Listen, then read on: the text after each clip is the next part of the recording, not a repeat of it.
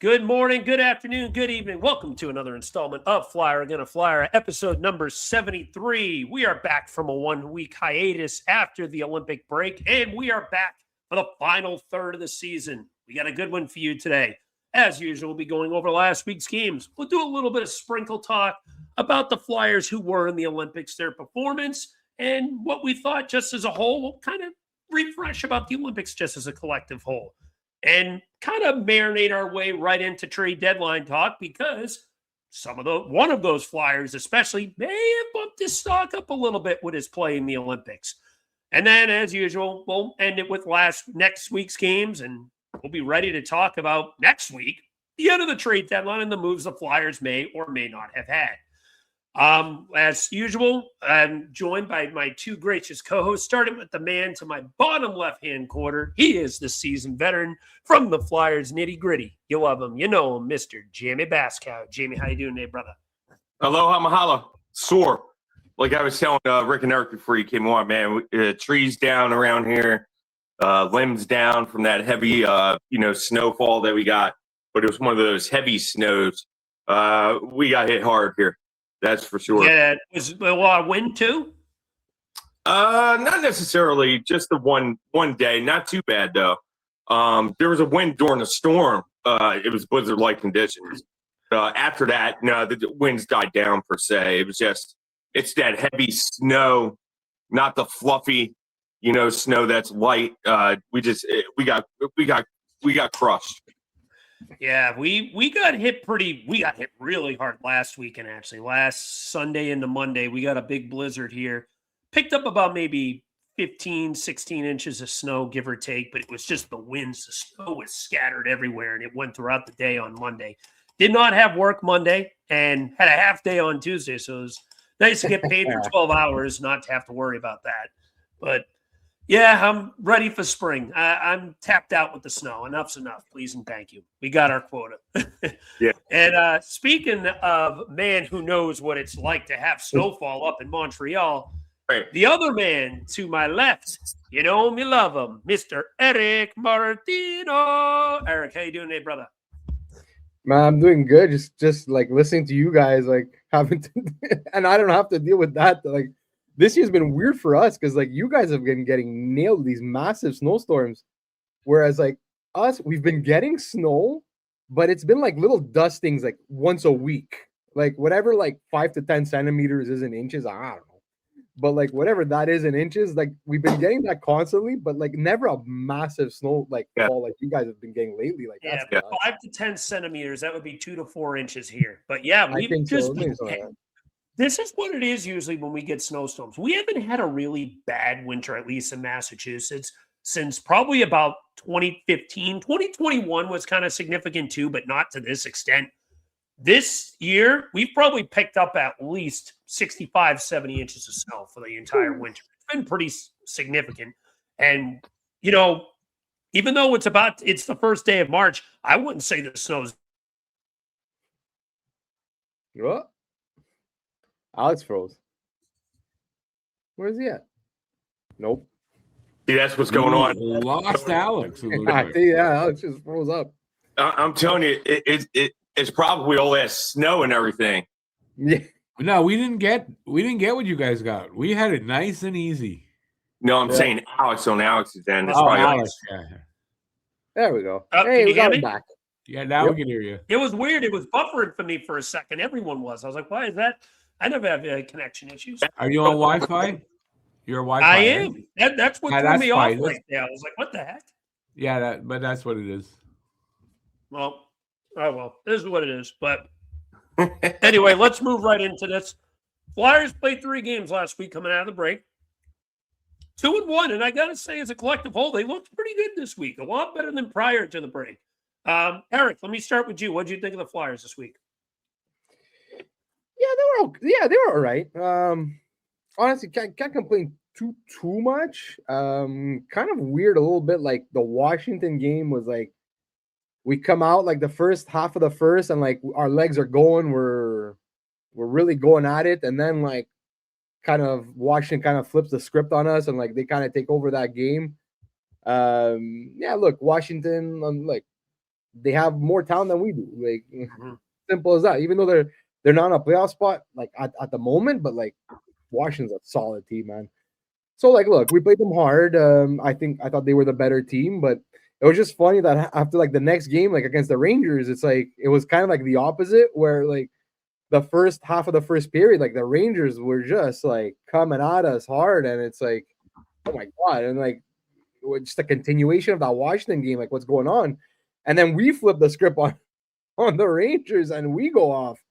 And that Boston game, the Boston game to me was kind of weird because I thought we actually played really well, like we won the game, whatever. I thought we played really well, but at one point, I think the shots were something like 8-7, like I think for Boston or whatever, but like.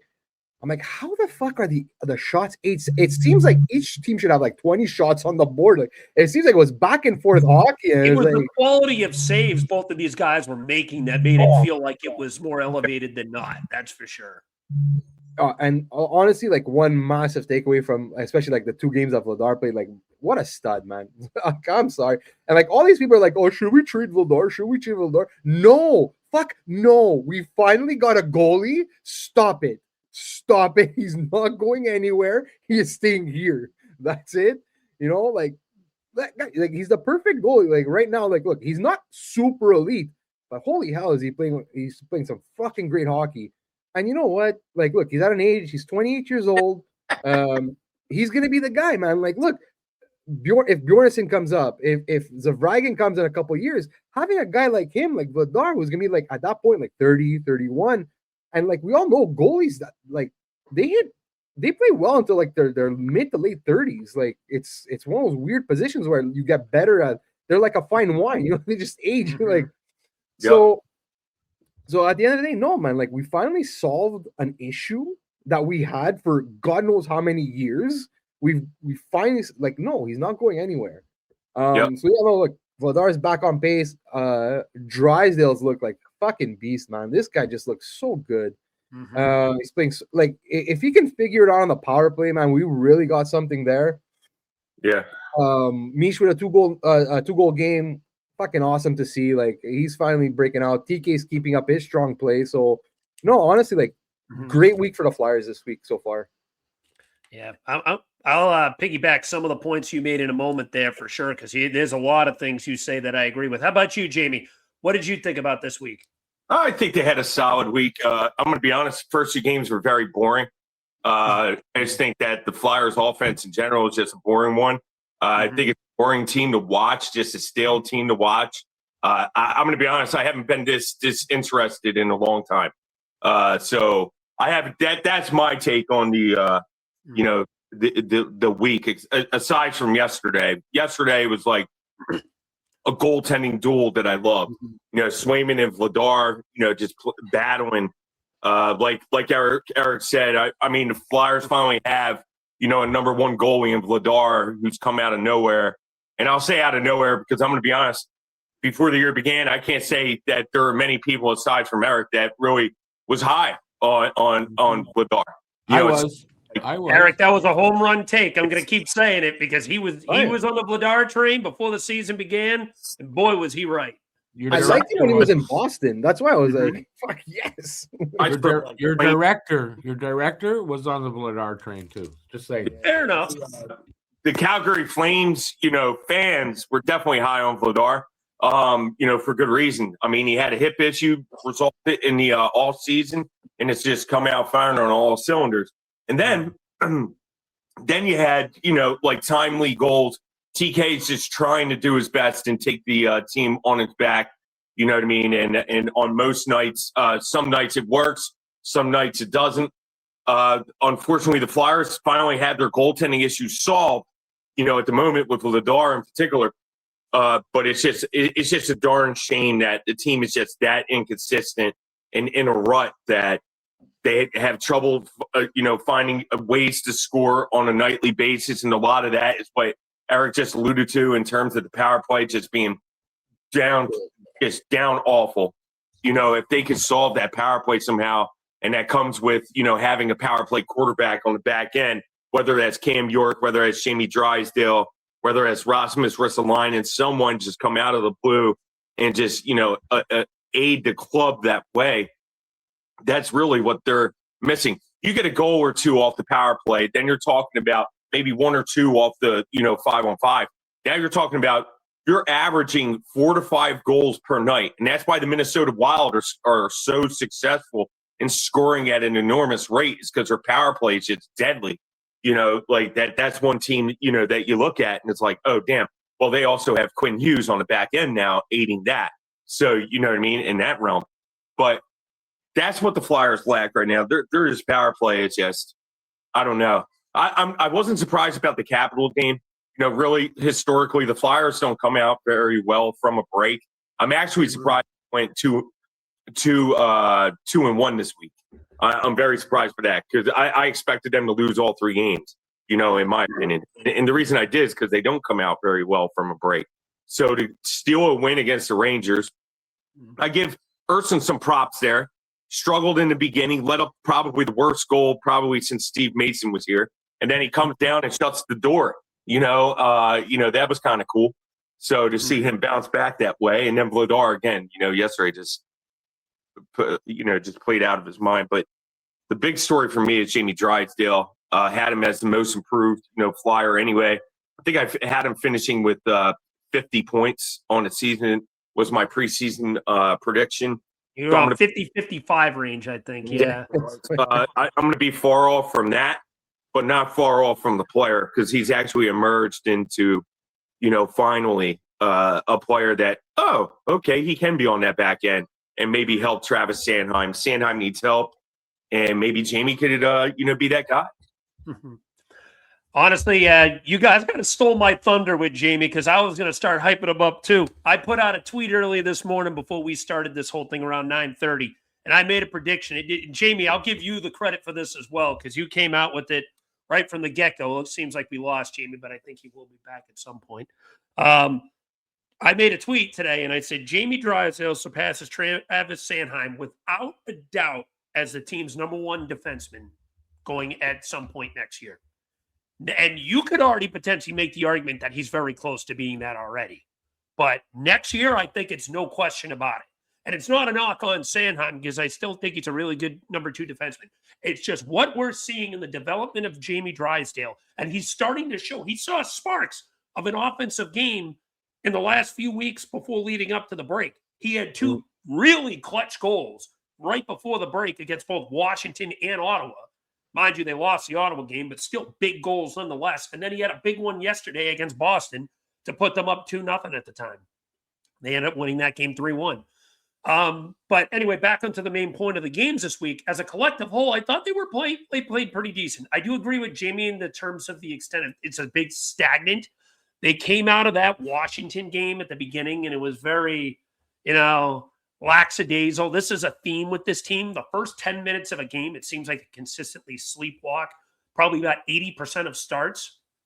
Now, I will say that's not always the case, but they just don't seem like they're ready right at puck drop that very often. And now, mind you, that Washington game, this is a theme this week, I think, in general.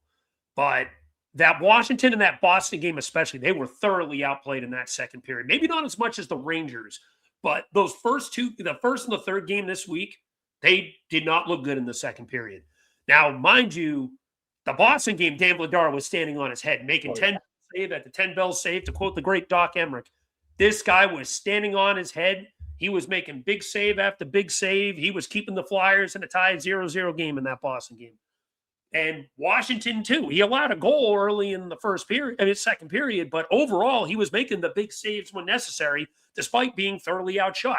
This is Flyers hockey under Rick Tocchet. Low event, not a lot of shots on net. Look at the games this week. It continued to be a theme this week. Wednesday, they put up 24 shots. Not all that much. And it felt like a lot of that came in the third period when they were giving up their defensive play a little bit for their offensive play.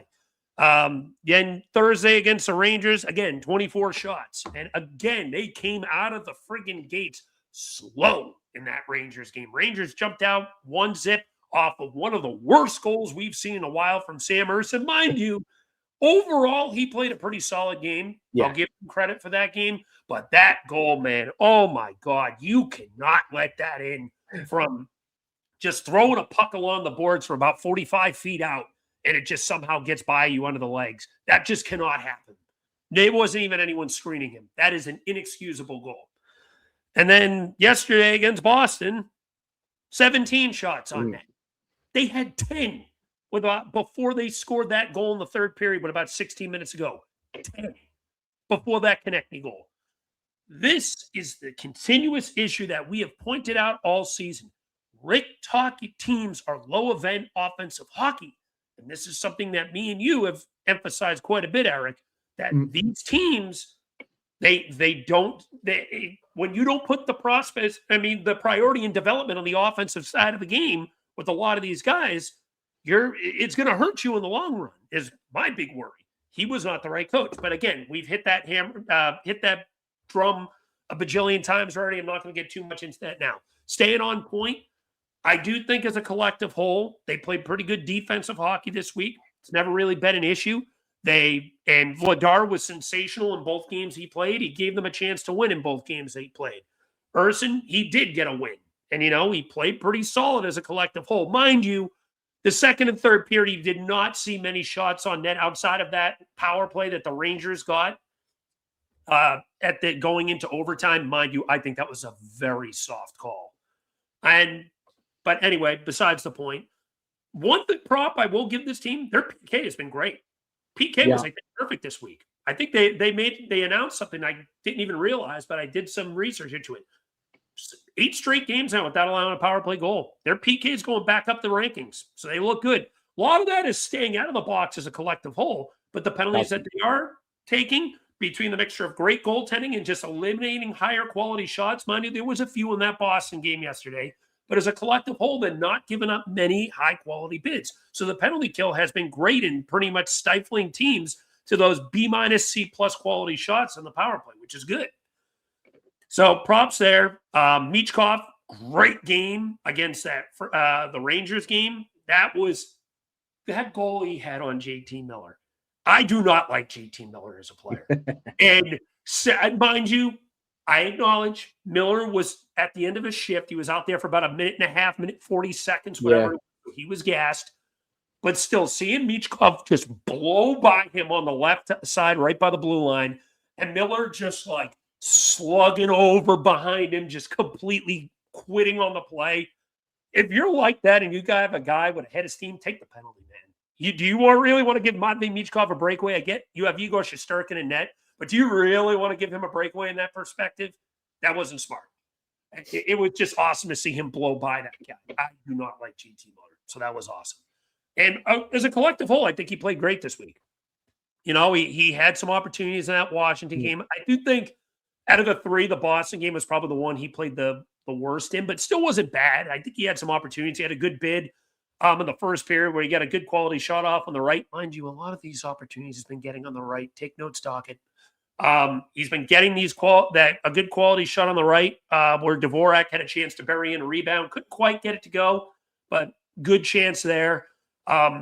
We were seeing opportunities galore in that Rangers game. There was another one in Washington where Bobby Brink hit a pass all the way from the left board, point blank to Michkov, where he was just stonewalled in front of the net by the Washington goaltender. I'm blanking on Logan Thompson. But point being, I think he had a pretty solid week, and he looks like he's hit another gear. He looks like he's skating better. I think the 3-week break did him well, and it sounds like he prioritized training.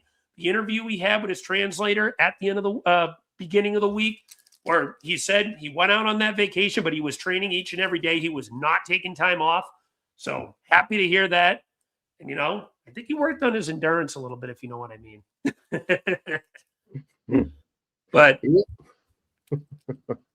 But yeah, overall, that's my take on the week. Eric, any lasting thoughts before we move on to the next point? Yeah, just touch up on a couple last things quick. Look, the power play, man, 1 for 9. 1 for 9 in these 3 games. You could maybe say 1 for 8 or 1 for 8.5 because technically one came late in the Washington game. I think it was 58 or like 50 seconds left. Anyway, whatever. But still, at the end of the day, like power play is not great. And like again, like Mishkov on the second unit, like come on, man, put your best players on your first unit. Let them create. I don't give a shit of like if you're gonna let in like a shorthanded goal. Like at this point, like come on, man, like. And like I've been arguing also with Grabenkin, like get him some power play time, like give it a shot. Like honestly, like look, we're what? I think we're 29 now, or probably back down to 30. I don't know. Anyway, we're in the bottom 5 in the league. Okay, like basically what you're doing is not fucking working. So can we at least try some different things? Like at the end of the day, like again. Why is Mishkov on power play too? And like a lot of the times, like he's getting like I think it was like last game, I think that he got like one of the power plays, he got like 10 seconds or something like that, or like 30 something seconds. Like, I don't understand why they can't put him on the first unit. No disrespect to Bobby Brink, but he should not be on that first unit. But exactly, like the only reason why I think like Brink is there over because like they have Zegras on one wall, so Zegras is a left-hand shot, so they probably want they want a right-hand shot on the other wall. But again, like at the same time, like come on, man, like it's not working. Let's try something crazy. Let's try something new, you know, like. So yeah, that's still a big disappointment for me. Another like look, Zegras still on the wing. For me, again, like why can't we just not like he was playing center like right before the break. I think the last game before the break, Tocchet put him back at wing. But I'm like, come on, man. Like, can we just keep him there for a little bit? Like, just for a little bit. Because my whole thing with him is that, like, look, at the end of the day, Danny, going into this offseason, he needs to know exactly what Zegras is. And I say, like, those few games that he played at center right before the break, he didn't look out of place. He didn't look terrible. So can we give him an extended look? Give him 10 games, 15 games. Or, okay, you have no choice. Play him for 15 games at center just so Danny can know what the steps he should be taking in the offseason. Because if Zegras now, if you know for sure that Zegras is a wing or Zegras is a center, it could change your whole plan in the offseason. Because honestly, if Zegras is a winger, you're already loaded at wing. So, and you're already kind of small on wing. With TK is not big, Mishkov's not big, Zegras is not big. Brink, I think he's gone anyway, but you have Barkey. So you're already a bit small at wing. So now, do we have to get rid of 2 wingers instead of 1? I don't know. It just, do we have to bring in 2 centers instead of 1? It kind of changes the offseason plan. So if Danny doesn't know 100%, then like, what are we doing here? You know, like, so anyway, that's just one thing that's really bothered me. I expected Zegras to continue playing center, like, but anyway, whatever. I don't understand it either. I think you make a good point. Like we brought him in with the hope that he could play down the middle, and I feel like they just leaned away from it so quickly that for a coach that wants to win now, instead of going through trial and error to see what he can do down the middle, I'm wholeheartedly agree with you there. Mind you, he has played well with Dvorak and Connect, not taking that away. And I understand wanting to get maximum production, but you need to see what he can do down the middle. We need to know the long-term plan if we do need 1 center or 2. Because if Zegras is a long-term center, I didn't think he played all that bad down the middle. Mind you, maybe the offensive numbers weren't quite as good as when he was on the wing. Okay, fine. But it's trial and error. We're not making the playoffs. I know there's now only 6 points out instead of 8, but there's still too much of a logjam. This team would have to probably go on a streak where they rack off like 8 out of the next 10 for me to start bringing that conversation into the game again. So, the playoffs should not be the long-term goal this year. The long-term goal right now should be trying to get what you can down the middle out of Trevor Zegras for him. I wholeheartedly agree there, because at least then we point to his face-off numbers. But he still is such a good playmaker where he can set other guys up. He can still dangle. He entered the zone fluid. He can enter the zone fluidly with how good of a puck handler he is. That's one of the things that really impressed me about his game is he never has issues entering the zone with his puck. I feel like so many guys can get bumped off the puck or lose the handle of the puck entering the offensive zone. This doesn't look like it's an issue for him consistently. And he can work that down the middle if need be too. And power play. One thing, it's fun. You mentioned how we have TK and Brink on two different sides so they can shoot off their off wing. Here's an idea for the power play only, because I know TK does not like being a left winger. He is wholeheartedly adamant about being on the right. Fine. But for the power play only, why can't we do this for just these three guys? Why don't we try Konechny on the left on the left bumper, Michkov on the right bumper? Why don't we try Zegras in the slot? He's been scoring goals this year. He can shoot the puck. He's been shooting at what, a 16, 17% rate? Why not take advantage of that in the slot? And he's enough of a playmaker where he's smart enough to know to get the puck out back to the point or off to one of the bumpers if need be too. Why not give it a shot? That's the things, like, we need to be a little more creative with this power play. It's been stagnant. They're 29th. Yeah, they're not last. Yeah, you may as well should be, because you're still about 16%. They need to make some changes there. They got to try something different. They have to. Anyway. All right. Anything else you want to add, Eric, before we move on to the Olympic talk? Just one thing last, really quick on Zegras at center. Also, at the same time, like, look, I'm not fooling myself. I don't think that even if Zegras sticks at center, I don't think he's a number one center. No, he's the kind of center that you need that you can have in the two holes, sheltering his minutes, and having like a legit number one in front of him. Mm-hmm. That's why we need to know, like, because like, look, Danny Briere too. Like, when he was playing, he wasn't the biggest guy. He wasn't the best defensively, but he was always he was mostly always sheltered on a second line, and he could do whatever he had to do. So, and that's what I see from Zegras. That's what I think Zegras can become. So let's just give him an opportunity. Makes too much sense. We can't do that. But anyway, all right. So let's move on to the Olympic talk. And trust me, I'm with you there, Eric. We need to make it happen. I just don't understand why the coach won't. But anyway, let's move on to the Olympic talk. So Olympics happen. First of all, Eric, let me start with this. What was your take on the Olympics as a whole? And then we'll kind of marinate on how the Flyers performed. Oh, it was great. Honestly, I enjoyed a lot of the Olympics. A lot of what I watched. It was a great tournament. Congratulations to the U.S. on winning the gold. It was a great game, great final. I'm just gonna say this. I didn't even know that the finals overtime was 3-on-3.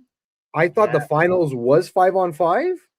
I thought everything before the finals was 3-on-3, but the finals would be 5-on-5 if it went to overtime. So that kind of surprised me. I don't like that. Like, I'm sorry. Like, and I hear a lot of people online like, "Oh, these Canadians are so." How about like when you weren't crying when you beat Finland 3-on-3? It's not the point. That's not the point. First of all, if it was up to me, you would never play 3-on-3 in the Olympics in an elimination round. Never. You do one period 5-on-5, and then you go into shootouts. Like, I'm sorry, I find 3-on-3 to decide a game is stupid. In like the NHL doesn't go 3-on-3 in the playoffs. Like, they don't, because it's stupid. But like, honestly, like, look, if they wanted to do 3-on-3 for like all the eliminations, but I'm sorry, the finals, even if it was fucking Sweden Finland in the finals and it went to overtime, I would still be saying this is fucking stupid. Like, anyway, but whatever. Like, look, at the end of the day, congrats to the US, man. They had a good team, man. Like, what do you want to do? But yeah, no, but like, look, Sanheim, man, like, it's twice now, like, because it was like in the Four Nations and now in the Olympics, where he starts as like the 7/8 defenseman, you know, and then like obviously because of injuries or whatever, like he gets bumped up, but like but he plays well. He plays well in these elevated roles, and like I think he, like, more and more people are actually noticing, like, holy shit, like Sanheim's actually a really good defenseman, like, you know, like, oh, like, you know. But yeah, no, like Sanheim, I thought was great. Risto had a hell of a tournament. Like, his value just skyrocketed. Like, he was solid for Finland, really solid. I think, if I'm not mistaken, I don't know if he finished that way, but he was leading. I know in plus minus, whatever. But still, look, he led the tournament in plus minus. And all, like, and like he went up against great competition. You know, like, I was like he played Canada, he played the Swedes. Like, they went up against real competition. Like, he wasn't going up against NHL third lines. No, like he was going up against first line superstars. Mhm. So no, great, honestly, great for him. Sucks that Abels couldn't he sucks that he hurt, couldn't play for Latvia, whatever. Yeah, I feel for him. And look, Vladar had that one game against France, kind of struggled a little bit, but he only faced 12 shots, but whatever. No big deal. Vladar is still solid. Look, came back and he's still on fire. So I'm not worried about that. But no, honestly, I think the Olympics were fun this year. Honestly, I really enjoyed watching them. I gotta agree. As a collective whole, I enjoy the Olympics. I've been someone who's always enjoyed the Olympics, but this is probably the most I feel like I saw myself watching them. But I would find myself sometimes watching them during work, in all honesty, because the time with it being out in Milan, 6-hour time difference, it made it a little more challenging with the 8 and 10:30. Even some of these games starting at 6 a.m. The latest you'd get is 3 p.m. for some of these starts. I know they did the best that they could to kind of work with everyone, but it did make it a little bit challenging, but it was still a great watch. I did kind of enjoy listening to the games in the background while working at times. I have to say, I think both the Canadians, the U.S., both played admirably in the gold medal game. I think Canada actually did control the majority of that game. I actually do agree. I'm not quite a fan of 3-on-3 overtime. It'd be a hypocrite if I said otherwise, because I did tweet that. Third period of that gold medal game that I kind of wish it was 5-on-5. And then we could have potentially did the shootout. So I guess the way they did it was 5-minute overtime, 10-minute overtime, 20-minute overtime for each of the moving up of each elimination round. But I agree. Preliminaries, 3-on-3, absolutely. Yeah, make that work. I got to say, one of the guys that really proved me wrong was obviously the guy who scored the game-winning goal, Jack Hughes. He was someone who had an absolutely atrocious 4 Nations. And he came out, he made some big plays right from the start from against Latvia and going all the way to the gold medal game with the game-winning goal. He drew a high stick at one point. There was multiple other things in that game that I thought he did small things. I still am pissed that they have both of those Rangers players in there, JT Miller and Vincent Trocheck, who had no business being there, but that's besides the point. As a collective whole, I think the tournament was great. I enjoyed it. I got to say, one of the biggest surprise thing was probably Slovakia. I didn't expect them to get all the way to the Final Four. So good on them for having the run that they did. The Sweden-U.S. game was awesome to watch. The Canada and Czech Republic game was great hockey. Obviously, the Canada-Finland game was great. There was so many good games that I can point to. And you know what was good about this? I always enjoy the Olympics because it's supposed to unite us. And I think the world for those 2 weeks really felt a little more connected, at least until the whole thing ended. In terms of Flyers production, I thought Sanheim was solid. When you play with better players, even against better players, it's a double-edged sword. You got to get better production playing with better players, but it's going to be a little more difficult at the same time when you're playing against higher quality opponents. I think he played well. I think Ristolainen played excellent, as you were stating too. Tied for the lead in the entire tournament in plus minus. You know me on plus minus. I do think it's an overrated stat, but you can take at least a little bit of merit in this when you're playing against the McDavids of the world and the McKinnons of the world. And, if you're going down the list of other teams out in Sweden, the Dahlins of the world, if you go out in Finland, the Rantanens and the Ahos of the world, he's on Finland. I don't know why I use that as an example, but you know what I mean. Point being, you're playing against the best of the best. You're playing against high-quality competition. And I don't think he missed much of a beat. I think him and Mikkola on that first pairing for Finland was excellent. Even Connor McDavid had his fits with those two. And I think that did help his trade value. And we're going to talk about that shortly once we get into the Flyers trade deadline talk.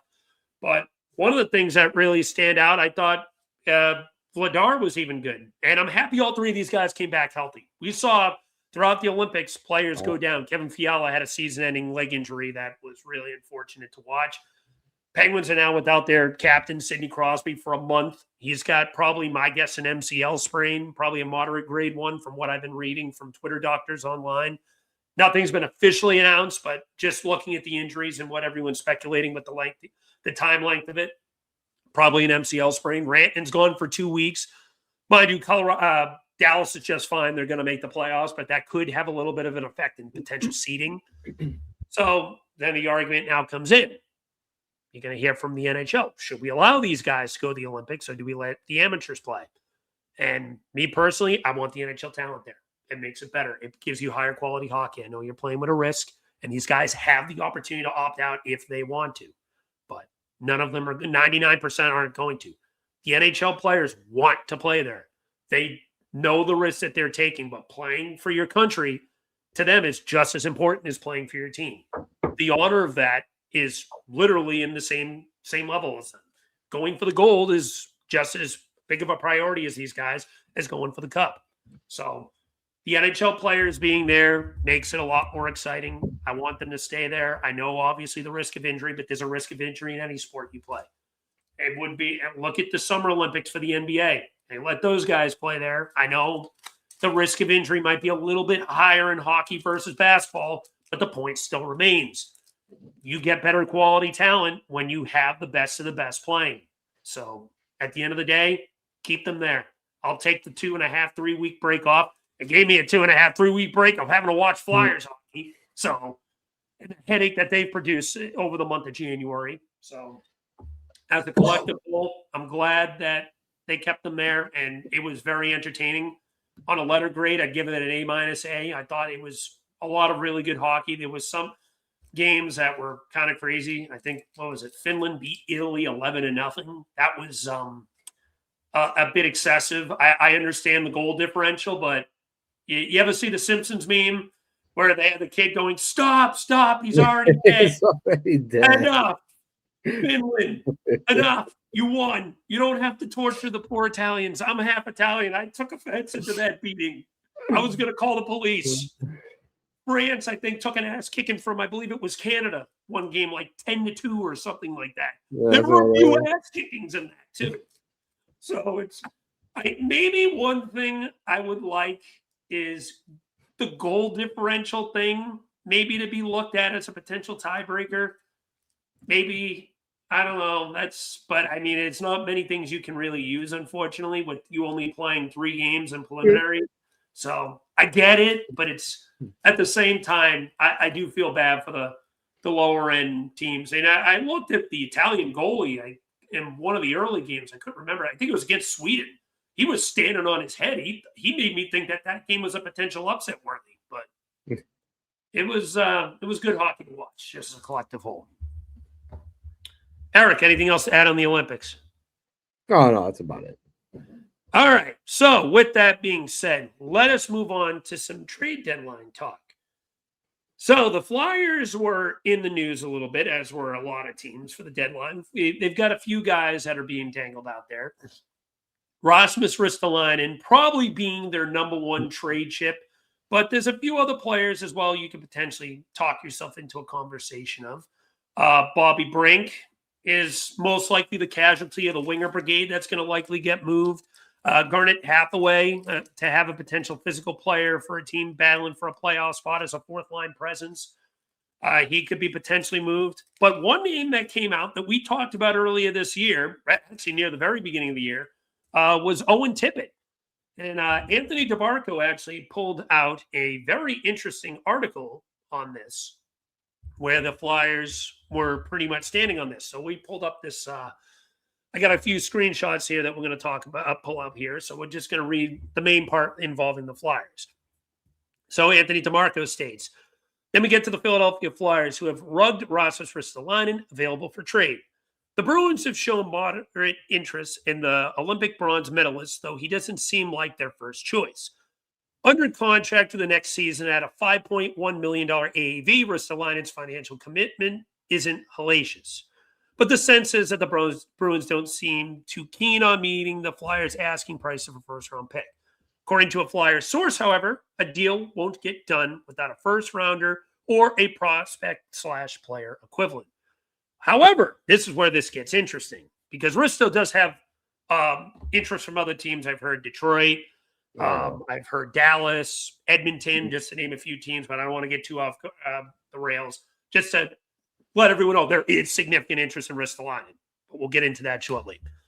One name the Bruins have checked in on several times this season is Flyers winger Owen Tippett, who is under contract for 6 seasons, but on this one at an AAV at $6.2 million. The Flyers aren't looking to move the 27-year-old winger by any means, but are open to discussions. Though the price to get him out of Philadelphia would have to be significant, the Bruins feel like Tippett brings a different style of game and a versatility that they are lacking. The Flyers do like both, apologies if I botch this name, this would be good if Cam was here, Letourneau, I probably got it very wrong. Letourneau, thank you for correcting me on that. And Poitras, who is the center of the Bruins prospect pool. Adding either would be a much-needed addition to the Flyers pipeline, which the Bruins are well aware of, I've been told. Additionally, the Bruins are open to moving 25-year-old defenseman Mason Lohrei, who the Flyers like as well. While he has played for the Bruins on the right side recently, is someone the Bruins feel like they can replace internally, sources have told Daily Faceoff. Moving Lohrai's $3.2 million AAV would be a way to make money work on a potential deal if need be. Similarly, Victor Arvidsson could be asked to waive his full no-movement clause so the Bruins could offload his $4 million. Not someone I personally would be interested in, but I get it for making the money work. But that would only be a way to make the money work on a potential deal if need be. Similarly, Victor Arvidsson could be asked to waive his full no-movement clause so the Bruins could offload his $4 million. But we already went over that. The Bruins had a very active trade deadline last year, and it certainly seems like they have a lot of irons in the fire again this time around. The rest kind of goes off of the Flyers' perspective of this, but I just want to get into that. So, Eric, would you be interested, we'll specify and tip it to the Bruins for now.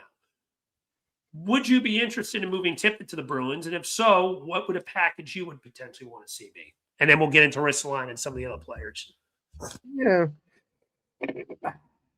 Look, Tippett to the Bruins, I guess. Look, they have some decent pieces that they could offer us. Because, look, I personally, I think Tippett and most probably Forster are the two, I think, pieces that are going to get the Flyers a center in return. Mm-hmm. Like, hopefully a young center that could possibly be like our future, like, first-line center. So now, like, I'm looking at Boston and what they have to offer. I'm like, okay, well, Matthew Poitras, I'm not super I don't think he's a number one center. I think he could probably be a middle six guy, possibly. Like, if he, and again, he's a bit on the smaller side. He's not huge, so it's like, okay, fine. Well, like, if I'm trading Tippett, no, Poitras, I'm pretty sure somebody could offer something better. Dean Letourneau is interesting. He's interesting. He has size. Like, he's huge. I think he's like 6'7" or something. Now, like, I was looking at his numbers before. Like, he had like 3 points in his freshman year in Boston at Boston College, or Boston University, wherever he's at. Not obviously not great. Now, I don't know. Was he hurt? What happened? Limited minutes? I don't know. This year he's just above a point per game as a sophomore. So good. That's good. But it's like, okay, he's not dominant, And like, I'm always a bit hesitant with guys that size, because at the end of the day, like, are your junior number, like when you were like playing, like, let's say U18, U17, U16, like, were your numbers just really inflated because you were just so much bigger than everybody, so you could do whatever the fuck you want? Mm-hmm. Like, that's where I have like, look, perfect example. Ratcliffe, when we drafted Ratcliffe. Oh, I see. Ratcliffe. Oh, he was huge. Mm-hmm. He was actually, now we drafted him in the second round, but like, I remember in his draft year, he was projected low first round. Now, like, that's why, like, there comes, like, that's my issue with guys that size. I'm like, was it their size that just, like, inflated their numbers because you're so much bigger and stronger than everybody? But then once you get to a certain level where everybody's fucking strong and like maybe not that big, but still like, and you just never develop. So like, look, would I do it? I think there's better options out there. I'll be honest. Look, a team that I think, like Buffalo's always been my team. Like, obviously, look at Buffalo. Maybe like guess like a Consta Hellenius package. Maybe Charmo's there. A team that I looked into, like, but now there was a rumor that came out yesterday, so maybe they wouldn't be interested. But Utah, for me, like the Mammoth, they got there's like, look, it's not they just drafted what's it, Elliot, not Elliot, Caleb Denoyer. Yeah, he's definitely not on the table. Like if I'm Utah, I'm not trading that guy. Mm-hmm. But they got another center, Cole Baudouin. Now he's putting up some pretty good numbers in junior. He's a big center. I think he's like around 6'2". He's a guy that might interest me. So like, would you offer? And you can make like, because Utah has a lot of money. They got cut. So what if like the Flyers made like a Tippett and Risto package, and you get a Cole Baudouin and a pick, and maybe like a C prospect? Like you maybe do a package deal there. So that's why I like, look, when it comes like to Boston and Tippett, is there a fit? Yeah, I think there could be a fit there, but personally, I think there's better options out there. Mm-hmm. You make a good point. If the Bruins are going to get Tippett, I want again, help me with the pronunciation, Dean Letourneau. Dean Letourneau. I looked at now he's a BC guy. I watched him. I kind of followed BC a bit over the years, and I watched his complete turnaround this year. Now, last year he had 3 points in 33 games. It was a complete no-show. Looked like pretty much a locked-in bust after just 1 year. But a lot of that had to do with the amount of time he was getting. This year, last I looked, that's a couple of days ago. I haven't looked recently. 30 games, 36 points. Completely shattered what he was doing last year. No issues whatsoever. He has looked significantly better. For a trade with Tippett, he's getting in that trade package because I know they're not going to move James Higgins, so I'm not even going to bother with that argument. Actually, I apologize. I got a stats wrong. It was 30 and 33 at the time. I just looked it up again now. It's 32 games played, 34 points. So I was close. But point being, he's had significant improvement. If you're getting a Letourneau, you're going to need – it's going to probably need to be in the package, but that's probably the Bruins' number 2 center prospect right now behind Higgins. But the thing with the Bruins is, are they 100% confident that Higgins is going to be a center? Because he's been playing a lot on the wing in college. So there may be a little bit of confusion there. Now, one guy I like with the Bruins is Mason Lowry. I've watched him a bit, and he's an offensive defenseman, a bit of a power play specialist, which is something this team is lacking. May make Emil Andre expendable too if you get a guy like that. 25 years old, only making $3.2 million a year. That's a guy I would have some interest in. I don't mind Patras. I agree with you there. I think he's more of a middle sixer. He does have NHL experience. I don't really take too much into this year because he only played 3 games. But the 2 years before, he put up 15 points in 33 games and 11 points in 33 games. So he's got some experience. He's only 21 years old. So it's a guy I'd be interested in, but he would not be the primary part to make a package work there. If on the Flyers, and obviously James Higgins isn't on the table, the next thing I'll look at is maybe you try to get a first-round pick from the Bruins. That Toronto pick looks pretty good right now. Now, I don't know if the Bruins would want to move that because right now I think that's around pick 11 or 10. So that's going to be a pretty good value pick. But maybe you can talk Boston to moving their own first and see what happens there. So that's a possibility as well to look into. So maybe a first and Dean Letourneau or a Patras or a Lowry or something like that for an Owen Tippett. That's a package I could consider. But I also agree there are other options out there as well. I wonder how Detroit would feel about a guy like this. They're looking for a big right shot defenseman, I know. But maybe adding another scoring winger because Patrick Kane's up there in age. They're going to eventually need to find a replacement to him, and Tippett's a lot younger and has a lot of term there. They added another vet, too, that's up there in age last year. I'm blanking on his name, who it was. But point is, Detroit's got some age at the wing after their first line. So would it be a bad idea to maybe give them a call? That could be a guy. And Nate Danielson would be a guy you could potentially look at. A Carter Bear. They've got some guys down the middle in their prospect pool you might want to potentially look into. So Red Wings are another interesting team. As you mentioned, Buffalo. Jarmo's their GM. They have a lot of history on doing trades with them.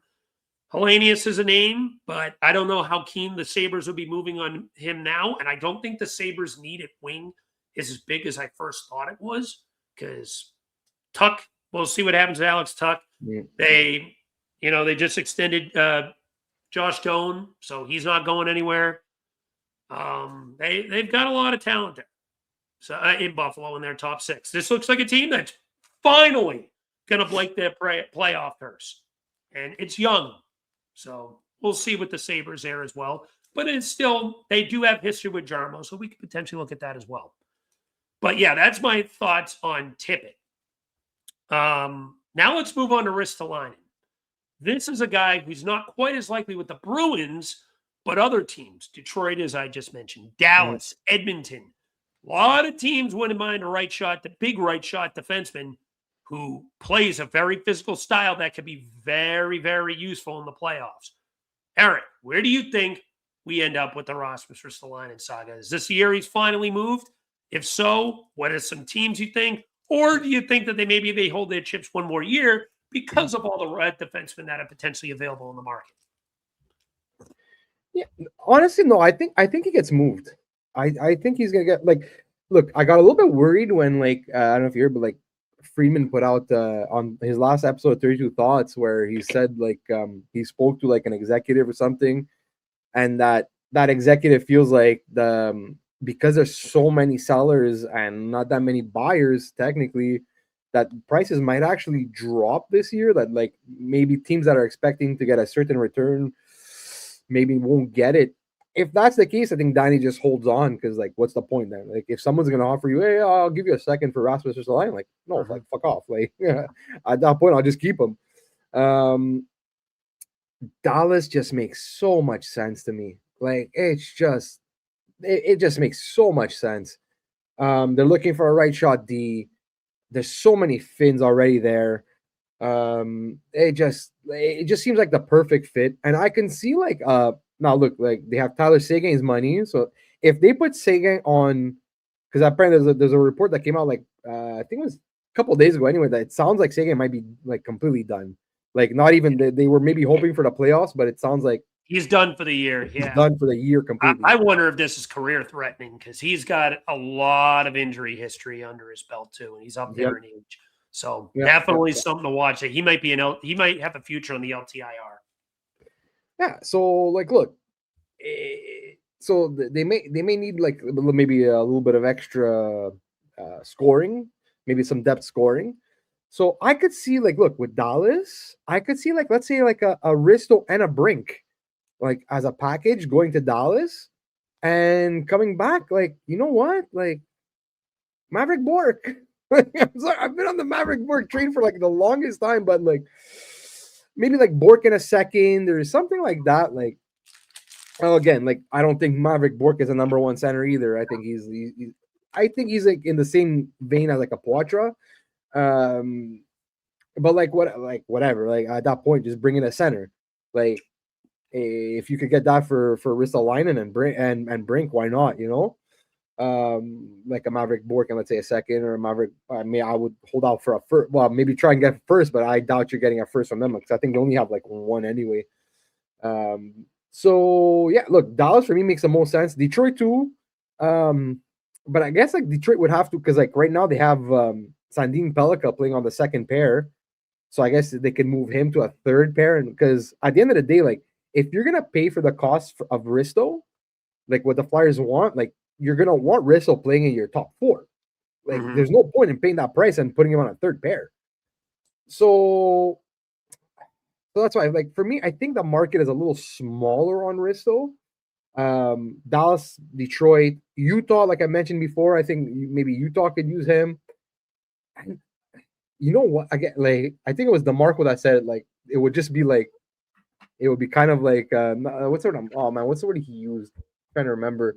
Evil, not evil, but like honestly, Buffalo makes so much sense. Why It do we makes gotta keep much torturing Buffalo with their old gems? you want to torture the poor guy? Like, No, you know what would be the most Buffalo thing ever? They bring Risto back, and they just suddenly go on like a 9-game losing streak and fall out of the playoffs.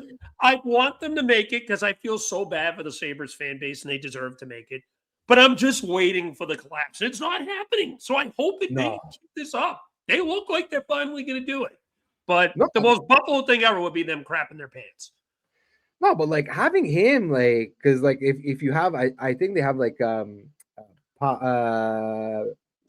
oh my god, I'm blanking. Darlene playing with I think with Samuelson or something. And anyway, if you could put him on like on a second pair, like next to a Power or a Byram, like that just makes your top. Like they traded for Kesselring basically to be that guy, but like he's been in and out of IR for like all season. Like he just cannot stay healthy this year. So I don't know. Like it just makes so much sense for Buffalo. But anyway, look, I think Dallas is eventually going to be the spot. I think it gets done.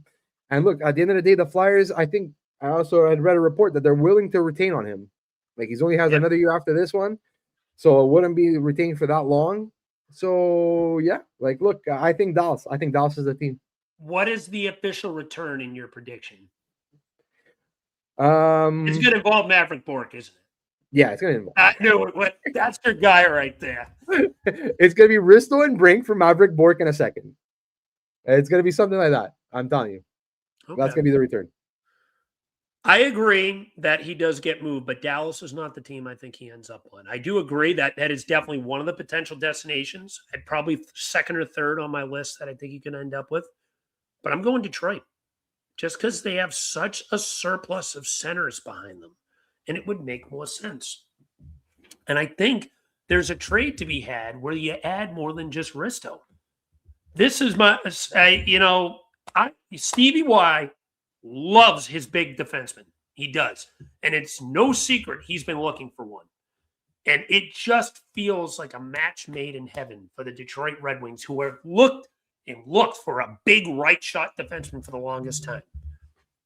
And listen, you want to talk about playoff droughts? Here's another one. They've gone about a decade without a playoff appearance. They're going for it. You know what's crazy? As I've said this before, we have still yet to play the Detroit Red Wings this year. Yeah. They're nuts. We haven't played them yet, and we don't play them until March 28th. It's fucking so weird. But anyway, back to the point at hand.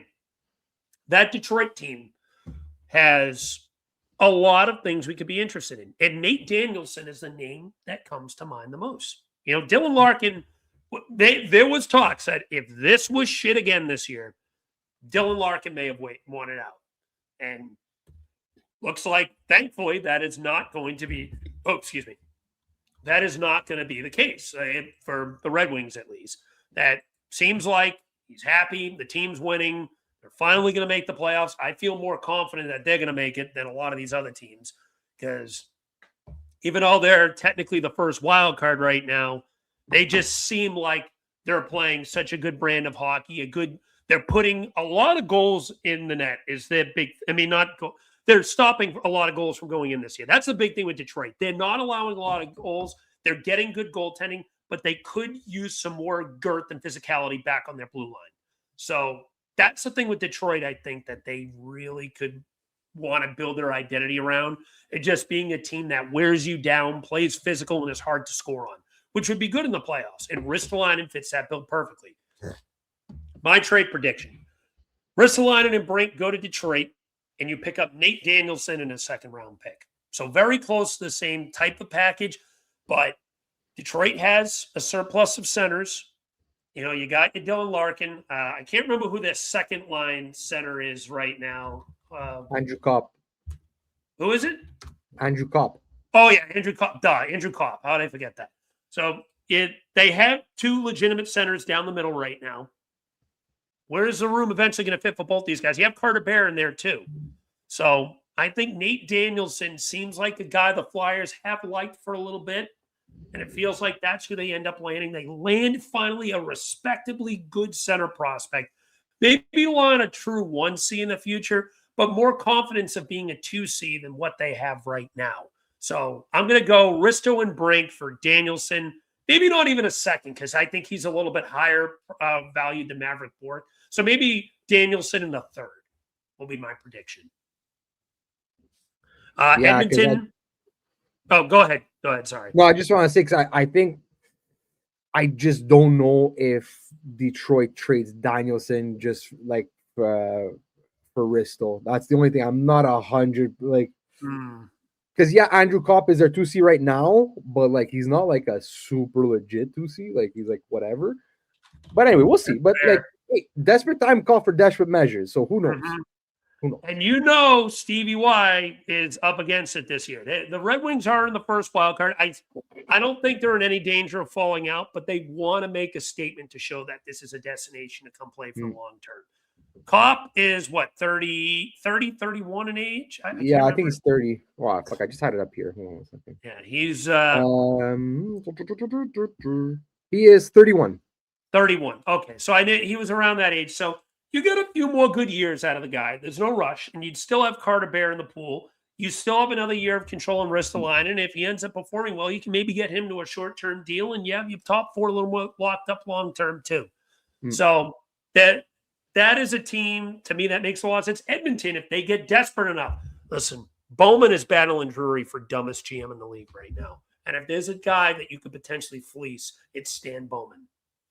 He has been making a lot of dumb trades lately. That Skinner-Jarry trade is still perplexing to me. And it just looks worse by the day. And, maybe there's a trade to be had with them. I don't know what their prospect pool looks like. I know it's not very deep at the moment. I know they landed Isaac Howard from Tampa not too long ago, but that's the only thing with Edmonton. Do they give up another first?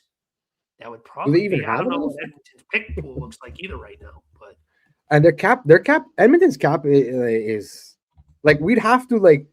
The only reason why I wanted to say Edmonton too, but the only reason why I didn't say Edmonton is my God, you're right. They have barely $3,000. Okay, they have zero cap. So just to make it work, we'd have to retain half on Risto and then take back probably like Andrew Mangiapane. And he's so like the cost would be like, and then okay, well then what are we getting in return? So it's like I don't know. That's why I don't see Edmonton, is because I don't think Edmonton has what we want, and we'd have to like be taking on just to make it happen. So that's why Edmonton. Edmonton is a team I think that is desperate enough. The reason why I pick Edmonton is simply this: I just looked at that pick pool. They do have the 2027 first. They're a team desperate enough to do whatever they can to keep Connor McDavid happy. Because as we pointed out, when he signed that extension, that is a win now for me type of deal. Do what you can to make this team as good as possible. Thing is, they got about 80 billion guys with NMCs or NTCs or whatever. They have so many guys that are not going anywhere due to their contracts right now. 1, 2, 3, 4, 5, 6, 7 guys right now with full NMCs in the forward core and 2 more in the D core. And a lot of them are locked up very long term. It's insane how bad. One guy I look at that Andrew Mangiapane, that might make sense, but he has a full a no trade clause, so he'd have to trade. So that would be an issue. They're going to eventually, I think, have to move Evan Bouchard if they're going to make anything work. Not to go too deep into Edmonton, but I mean, Flyers would have to probably eat half the cap. Yeah. And maybe they bring in like a Janmark and an Emerson or something like that to make the cap work. And then because they're doing Edmonton a favor, Edmonton sends them a first-round pick as well. So Edmonton's interesting, and Bowman's desperate. That's the reason why I was kind of looking at them. The cap is really tough, but they are desperate. So we'll see what ends up happening there. But any other teams that you have in mind? Well, like I said, I think I mentioned earlier, but now, like, again, there's those rumors now that Utah's after wow, what am I blanking on his name now? Robert Thomas. Mm-hmm. So if that's the case, again, like, then I don't think they'd be interested. But Tippett and Risto to Utah for like a big package. I think Utah's really wants to go for it this year. But that's it. Other than that, I don't know. I don't see that many fits for Risto. Again, like, a lot of teams are gonna want a guy like Risto, like a big right-handed defenseman. Like, they're very valuable. But then you look at teams that would be willing to pay the price this year, like, and teams that actually have the assets to do it. That's where I start getting a little like blockades start coming up. It's like Boston, yeah, but like, again, like DeMarco said, he's not their first choice because I think they have Lowry, they have Yuki Haru. Like, how much of an upgrade really is he over those guys? Like, and then you have like Colorado, forget it. Colorado, like, their D is the top four is set, and like you said, Edmonton, yeah, maybe. Detroit, probably. But then after that, like, Montreal, no. The Islanders, no. They're set. Seattle, maybe. But again, is Seattle really willing to give up the assets right now? They might not even make the playoffs. Maybe Washington, if they want to do like they tried to for Seattle tried to for Panarin. Yeah, but like, Seattle wanted, because they want that star. They want to bring in star power. Like, I get it. Good. I get that. So like, obviously, would Seattle be willing to give up the assets for that guy? Like, I don't think so. That's right. Honestly, I think it's between Dallas and Detroit. I think those are the two teams that I think could really use Risto and would have like the assets that more or less the Flyers would want. Or else I think maybe it gets done in the offseason. I think more teams will be available, more teams will have cap. And we'll see. But as for Risto, I think those are the two teams. Yeah, I was trying to do maybe a little more research on a few other teams that came to mind. I mean, the Lightning have a tough cap situation. I'm not sure how they could make it. Carolina's already loaded on the blue line, so I don't think they really need another defenseman like that. You're not trading with Pittsburgh because fuck Pittsburgh. They're in division. I doubt it. Although they did trade their first round pick with them, so I'm not saying it's going to happen now. I'm just saying it's funny I bring that up. But yeah, there's not really too much more. I think Dallas, Detroit look like the top guys, with the Bruins maybe in that next tier. And if Edmonton's desperate enough, I know their cap is hell, but Scott Bowman is not exactly a good GM. So we'll see there. Those are the teams that probably come out to me the most. But all right, with that being said, let us move on to next week's games. Flyers this week, before the deadline, have two games. They have one as we record this tomorrow, 7:30 against the Leafs. Then they play Thursday at home against the Mammoth. Deadline hits. Then Saturday, a 5:30 p.m. game at Pittsburgh. So we'll stick with those three for now. All right. What's the record for the week? You know what? I'm gonna go 2-1 again. I think the Leafs are a mess. They're just like completely imploding and like just going down the standings. So I think we beat the Leafs. I think we lose to the Mammoth. Mammoth are a good team fighting for a playoff spot. So I think we lose there. And Pittsburgh, man, that Crosby loss is massive, massive for them. And like, who knows what they do at the deadline? If they move some guys out, who knows? I don't know what their plans are. Like, they're currently in a playoff spot, so I don't think they're gonna add because I don't think they're there. No. But who knows? Like, I don't know. Not big ads at least. Yeah. Well, at least not like, yeah. If they add, it's nothing huge. Like they'll pay a third for some middle six winger or something. But I think we could beat Pittsburgh. So 2-1 this week. So let's see. Toronto, on paper, they should beat them. The way, well, I shouldn't say on paper, but the way Toronto's been playing lately, they should beat them. However, Toronto is a team that has had their number over the last half decade. Them and Tampa are the two teams this team just cannot seem to beat. With that being said, OTL. It's a team that they should beat with the way they're playing right now, but whenever Toronto seems like they need to pick me up, it's always against us, it feels like. And it'll probably happen again. So I'll say OTL against Toronto. I'll say 3-2. Mammoth, I'll say they lose that one as well. I think a little bit of reality is going to kick in. I'll say 4-2 on that one. And then I think they beat Pittsburgh. I'm going to say 5-3 on that one. I agree. The loss of Crosby is massive. I know they did beat the Devils, but they played kind of half a game against the Rangers.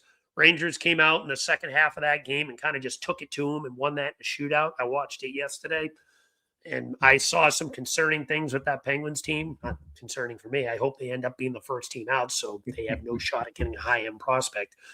But, yeah, I think they lose that game, and then I think they beat the Pens and lose / they means they lose to the Flyers.